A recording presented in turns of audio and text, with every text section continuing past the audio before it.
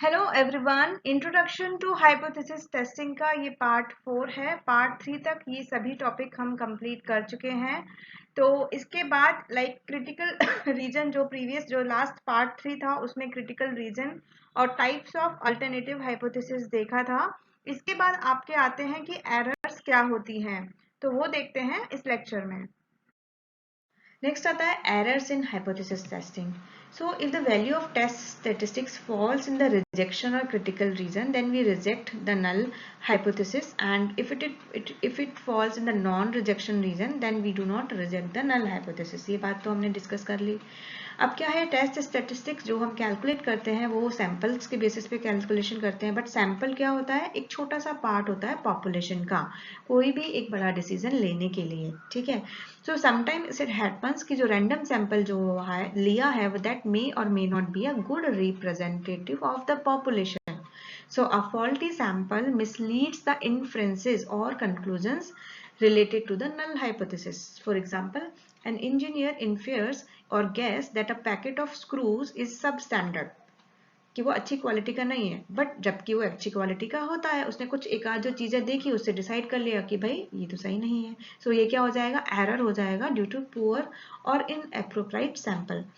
Similarly, a packet of screws may infer good when actually it is substandard. So we can commit like two kinds of error while testing a hypothesis which are summarized.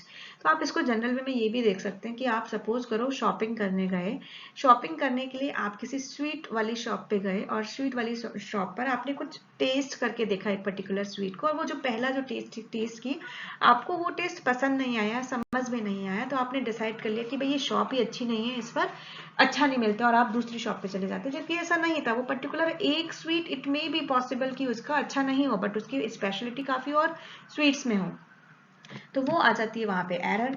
तो error क्या क्या हो सकती हैं, error हो सकती हैं कि हाइपोथेसिस तो ट्रू है बट टेस्ट ने रिजेक्ट कर दिया. ओके जबकि रिजेक्ट नहीं करना था टेस्ट को, तो टाइप 1 एरर. हाइपोथेसिस फॉल्स है लेकिन टेस्ट ने टेक्स्ट को एक्सेप्ट नहीं करना था, बस उसने एक्सेप्ट कर लिया, तो टाइप 2 एरर हो गई. हाइपोथेसिस भी ट्रू है, टेस्ट ने एक्सेप्ट किया, हाइपोथेसिस फॉल्स है, टेस्ट ने रिजेक्ट किया, ये दोनों तो करेक्ट डिसीजन है. ठीक है, अब आपको समझ में आ ही गया होगा. So the error of rejecting the true null hypothesis उसको बोलते हैं टाइप 1 एरर, और इसे डिनोट करते हैं अल्फा से.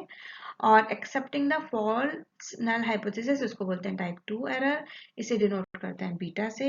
सो जनरली ये टाइप 2 एरर है वो फ्रिक्वेंटली की जाती है क्योंकि सैंपल साइज जो होता है वो बहुत छोटा होता है, एंड 1 माइनस बीटा होता है, उसको is the probability of correct decision, and उसको पावर ऑफ टेस्ट भी बोलते हैं. इससे क्वेश्चन ऑब्जेक्टिव टाइप बन जाता है. So, depending on the problem in hand, we have to choose the type of error and which has to minimize. ठीक है, हमें error को minimize करना है. तो for this we have to look a situation. So suppose there is a decision making problem and there is a rule that if we make type 1 error, ठीक है, मैं आपको बता रही हूँ कि एरर को कम कैसे करना है और कितना इंपॉर्टेंस देना है. कि अगर मुझे डिसीजन लेना है कि अगर मैं 1 एरर करती हूँ तो आई लूज 10 रुपीज, एंड अगर मैं टाइप 2 एरर करती हूँ तो आई लूज 1000 रुपीज. तो इन दिस केस क्या करेंगे, मैं क्या करूंगी, टाइप 2 एरर पे ज्यादा फोकस करूंगी कि भाई वो ज्यादा एक्सपेंसिव है, मुझे कोशिश करनी है कि मेरी टाइप 2 एरर ना हो. और एक और सिचुएशन है, like suppose the Delhi police arrest a person whom they suspect is a murderer. Now policemen have to test the hypothesis कि भाई वो मर्डरर है या नहीं. ओके समझ रहे हो आप. सो नल हाइपोथेसिस क्या लिया उन्होंने कि जो अरेस्टेड पर्सन है, नल हाइपोथेसिस क्या है कि वो इनोसेंट है, मर्डरर नहीं है, और अल्टरनेटिव क्या होगा कि वो मर्डरर है. ठीक है, ये दिल्ली पुलिस के पास ये दो हाइपोथेसिस आए, क्लेम आए, स्टेटमेंट आया प्रॉब्लम का. अब टाइप 1 एरर क्या है, अल्फा. अल्फा क्या होता है, पी यानी कि reject H not when it is true. तो मतलब कि जब ट्रू है कि बंदा इनोसेंट है पर फिर भी हमने नल हाइपोथेसिस को रिजेक्ट कर दिया. ठीक है, और वो होगी type 1 error, that is suspected person who is actually an innocent will be sent to jail when H not reject. ठीक है, जबकि पुलिस का मानना है कि वो इनोसेंट है लेकिन उन्होंने उसको जेल भेज दिया, रिजेक्ट कर दिया, although H not is being true. ये टाइप 1 एरर हो गई. टाइप 2 एरर क्या होगी, बीटा यानी do not reject H not when H 1 is true, यानी कि H1 is true, यानी कि जो पर्सन है वो एक्चुअल में मर्डरर है, लेकिन फिर भी हमने उसको रिजेक्ट, H0 को रिजेक्ट नहीं किया, यानी कि when arrested person truly a murderer but released by the police, now we see that in this case type 1 error is more serious than type 2 error, because कि एक जो मर्डरर है वो बाद में भी अरेस्ट हो सकता है, उसे छोड़ दिया तो इतना प्रॉब्लम नहीं है, लेकिन एक इनोसेंट को जेल भेजने में सबसे बड़ी एक सीरियस प्रॉब्लम है। ठीक है, तो इसके हिसाब से हम जो एरर्स हैं उनका देखते हैं इम्पोर्टेंस। So next है hypothesis testing strategies. So different test statistics is used for testing of hypothesis based on the size of the sample. ठीक है, for large sample generally जो test statistics Z है, Z score is used, and for small sample test statistics T is used. And there are many situations in which it is impossible to make any rigid assumption about the distribution of the population. हम कोई assumption नहीं बना पाते from which जिनसे हमने sample लिया है. So this limitation lead to search for the non parametric test. So Z और जो टी है वो पैरामेट्रिक टेस्ट में आते हैं, और काई स्क्वायर्ड है वो नॉन पैरामेट्रिक टेस्ट में आता है।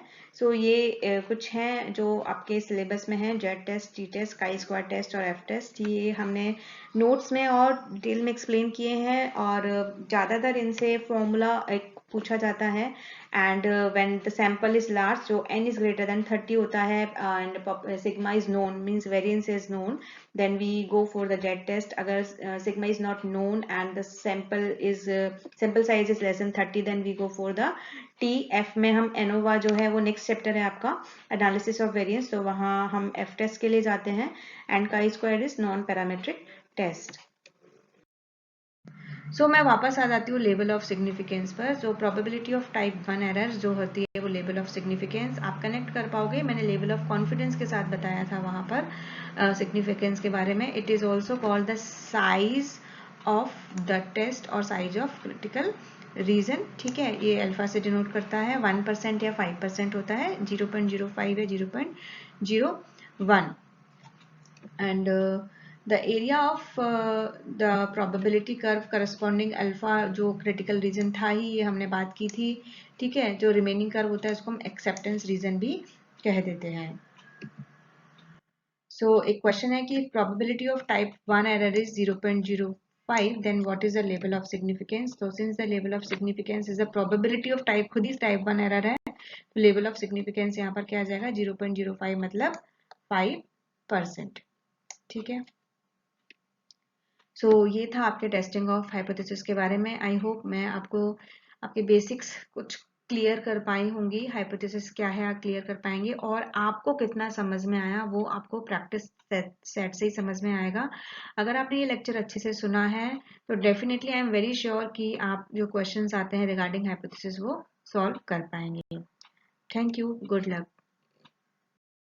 सो ये था टेस्टिंग ऑफ हाइपोथेसिस के कुछ बेसिक्स। आगे की जो है वो नेक्स्ट लेक्चर में डिस्कस करेंगे।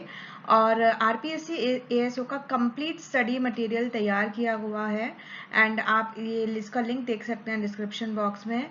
ये कोर्स आप डेफिनेटली एक बार देखिए, इसमें सब कुछ है, इसके मतलब बाहर आने का कोई चांस ही नहीं है। सो पार्ट भी है वो इस कोर्स से आपका डेफिनेटली आपको एक कॉन्फिडेंस आएगा और आप अच्छे से अपना तैयारी कर पाएंगे। Thank you.